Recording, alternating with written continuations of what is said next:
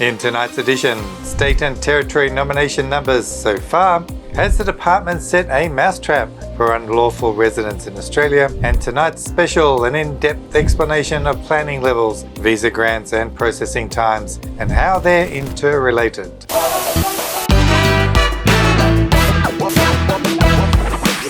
Hi, I'm Karl Konrad and welcome to this week's edition of Australian Immigration News. This program is proudly brought to you by Australian Immigration Law Services, the private practice I founded in the heart of Sydney more than 26 years ago.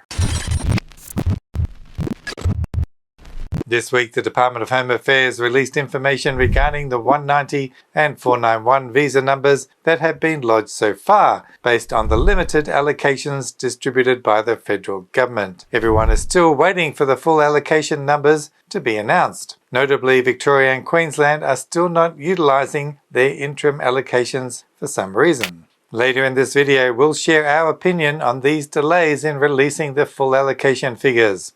Our special segment on planning level, visa grants and processing times will help you understand how the Australian migration system operates. On the Department of Home Affairs website this week, an unusual notice appeared advising people who are unlawfully in Australia that they can contact the department online and receive assistance. What exactly this help involves, however, is not specified. Is the department trying to set a trap? Could they be tracking your IP address? And might they use this and potentially raid your premises?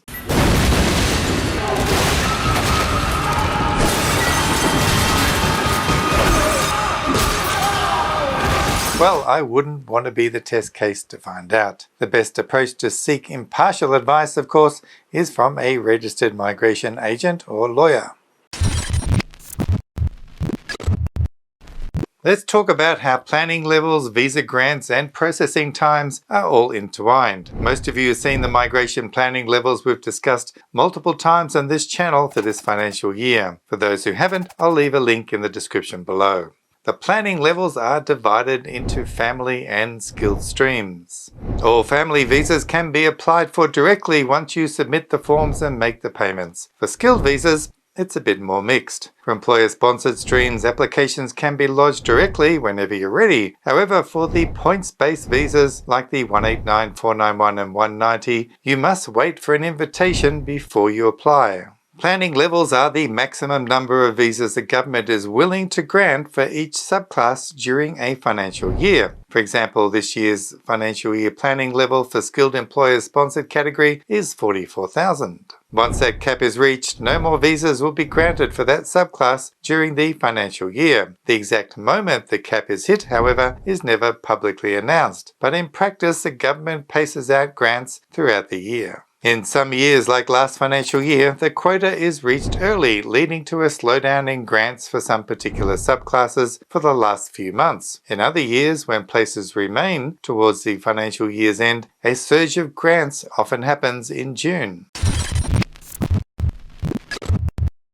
One thing that complicates the grant process each year is the Immigration Minister's priority processing directions, like the current one, Direction 105. This allows certain occupations such as healthcare workers and teachers to be given priority over those who have been waiting longer. While it is unfair for those who have been waiting for years, this is what the government has decreed. Case officers have the authority to prioritise applications based upon these directions, meaning those in priority occupations often get processed faster, sometimes at the expense of others. When the department processes these visas, they tend to fill their quota with priority cases first. Once the quota is reached, grant activity stops altogether, including for other occupations. At the start of the new financial year, the backlog cases, especially the priority ones, will be processed first, while the others wait longer.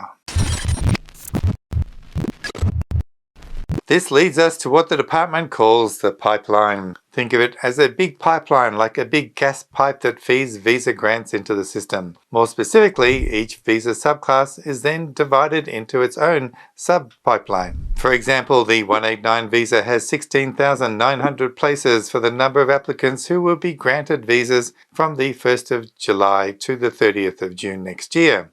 Remember, the allocation of these planning levels involves not just the primary applicants, but but it includes all the family members. For the 189 visa, 22,973 invitations were issued for the 24 to 25 financial year, which could mean about 30,000 applicants, including family members. Given that only 16,900 are going to be granted the visas this financial year, and there will be some left over from the previous financial year, where are all of these applicants going to be?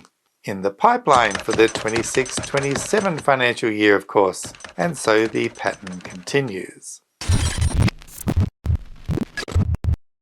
Well over a decade ago, before the current points-based visa system existed, anyone could apply directly without invitations. After the 2011 tragedy in the US, amid heightened interest in Australian migration, the pipeline became so clogged that the government imposed a capping and ceasing event for offshore skilled applicants, a legal provision that allows the disposal of certain applications to be ceased. Those still on shore with bridging visas were not touched. However, they had to wait years. Many international students already living in Australia who were caught up in the pipeline were stuck. To prevent this chaos from reoccurring, the expression of interest system was introduced, which involves submitting your interest to migrate and then waiting for an invitation. This invitation-only system was meant to control the pipeline and speed up processing. But over the years, processing times slowed dramatically, as much as they are today. And why doesn't the government simply invite a limited number of people so processing can be faster? Well, the answer to that is simply greed.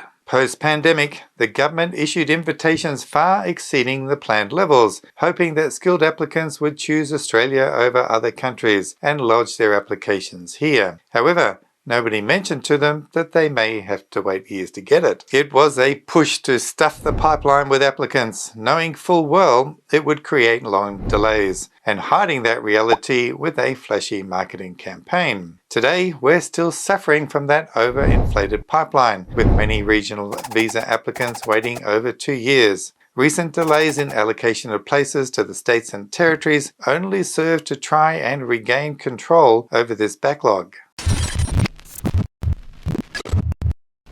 A silent problem we are facing is the backlog of the 186 visa applications with insufficient places allocated to process them. This raises the question, are the government misleading the 482 visa holders by promising a pathway to permanent residency they can't deliver because the planning levels are too low? Could we soon see a situation where the processing time for the 186 visa stretches to 3 to 4 years or longer? And what about the opposition's pledge to reduce the overall permanent migration program? Fewer planning levels would mean even more of a backlog, with the pipeline would continue to fill up without enough processing capacity to handle everybody.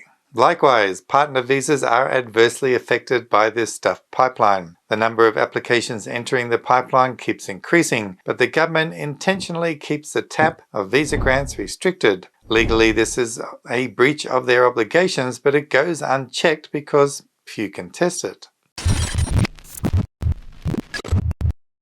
Sometimes the pipeline undergoes a strange fluctuation. We call this the Zoomy effect, a period when the department rushes to process new applications quickly, often at the expense of those already waiting. For example, many applications received their PR for the 191 visa within a couple of weeks, in stark contrast to others who had been waiting over a year. Similarly, when the new Skills in Demand 482 visas began, they were processed very quickly at the expense of the pre-Skills in Demand 482 visa applicants. And then we have the on-board effect, which occurs after the initial surge of fast processing when a new subclass opens, and the department slows drastically once the media hype has died down. Processing times then stretch to over 12 months or longer. For example, the regional 489 visa holders waiting years for their PR via the 187 visa. This inconsistency of processing visas is frustrating, especially for migration professionals trying to explain why some applicants get their visa in weeks while others wait years. The truth is, the department's processing priorities shift based on political or public relation pressures, and those decisions are made at levels that we can't see or control.